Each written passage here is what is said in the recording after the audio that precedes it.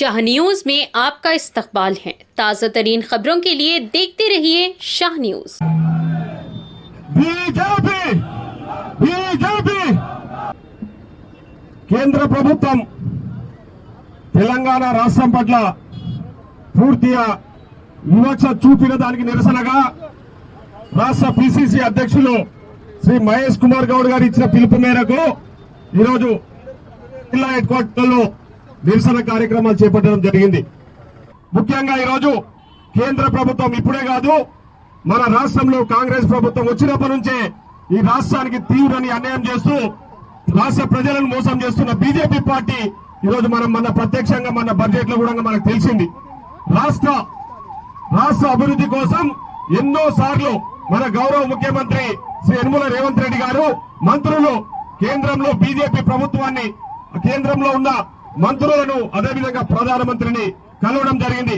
ప్రధానమంత్రి గారు తెలంగాణ రాష్ట్రానికి వచ్చినప్పుడు మీరు మా బడే బాయ్ మాకు అన్ని రకాలు కూడా సహాయ సహకారాలు అందించని చెప్పేసి ఆ రోజు ముఖ్యమంత్రి మాట్లాడడం జరిగింది. అంటే కేంద్రంతో సఖ్యత ఉంటే ఖచ్చితంగా మాకు నిధులు వస్తాయనే ఆలోచనతో మన గౌరవ ముఖ్యమంత్రి ఎన్నో సార్లు కేంద్ర మంత్రులతో కావాలని పూరితంగా బీజేపీ ఈరోజు రాష్ట్రాన్ని అన్యాయం చేయాలని, తెలంగాణకు అన్యాయం చేయాలని, తెలంగాణ ప్రజలను మోసం చేయాలనే ఆలోచనతోన ఈరోజు బడ్జెట్ లో నిధులు కేటాయించకుండా తీవ్ర అన్యాయం చేస్తూ తెలంగాణకు అన్యాయం చేసింది. కాబట్టి ఈ రోజు మేము పెద్ద ఎత్తున నిరసన కార్యక్రమం తెలియజేస్తాను. దేవుని పేరు చెప్పి రాజకీయాలు చేసుకుని ఈరోజు దేవుని పేరు చెప్పి దేశంలో అధికారంలోకి వచ్చిన బీజేపీ పార్టీ అదేవిధంగా రాష్ట్రంలో కూడా 8 మంది ఎంపీలను గెలిపించింది ఈ రాష్ట్ర ప్రజలు.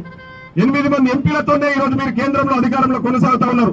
ఆ విషయాన్ని మర్చిపోయి పూర్తిగా తెలంగాణకు అన్యాయం చేస్తా ఉన్నారు. ఇక్కడ ఉన్న 8 మంది ఎంపీలలో 2 మంత్రులు ఉన్నారు. ఒక కేంద్ర మంత్రి కిషన్ రెడ్డి గారు, ఇంకో కేంద్ర మంత్రి బండి సంజయ్ గారు 24 గంటలు ఈయనే రాష్ట్రంలో ఉండి చేస్తున్న మన అభివృద్ధి, మన ప్రజాపాలన విమర్శించడం తప్ప, వాళ్ళు టీఆర్ఎస్ ను కొమ్ము కాయడం తప్ప వాళ్ళు చేస్తున్నది శూన్యం.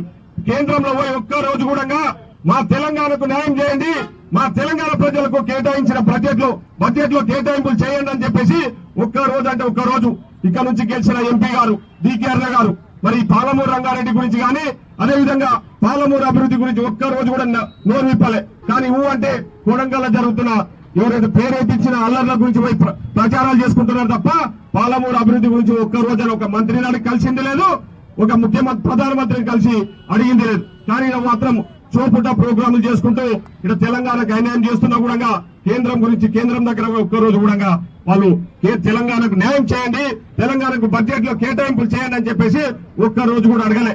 ఈ రోజు జీఎస్టీ రూపంలో ఇదే విధంగా కేంద్రంలో పన్నుల రూపంలో మనం పెద్ద ఎత్తున లక్షల రూపాయలు చెల్లిస్తున్నాం.